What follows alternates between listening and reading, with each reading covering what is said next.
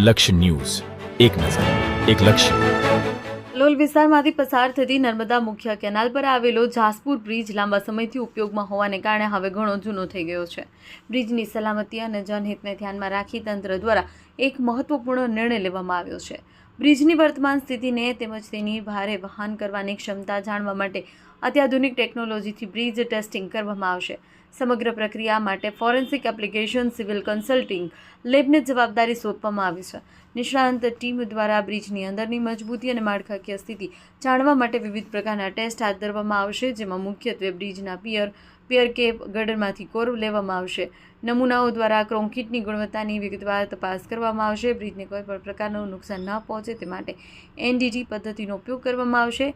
ટેસ્ટિંગના આધારે તૈયાર થનાર રિપોર્ટ મુજબ બ્રિજ પર ટ્રાફિકનું નિયમન કરવું કે બ્રિજના રિપેરિંગ અથવા મજબૂતીકરણની જરૂર છે કે નહીં તે અંગેનો અંતિમ નિર્ણય તંત્ર દ્વારા લેવામાં આવશે. બ્રિજ પરથી રોજ મોટી સંખ્યામાં વાહનો પસાર થતા હોવાથી નિર્ણયને જનહિતમાં મહત્વપૂર્ણ માનવામાં આવી રહ્યું છે. લક્ષ્ય ન્યૂઝ, સંજય નાયક.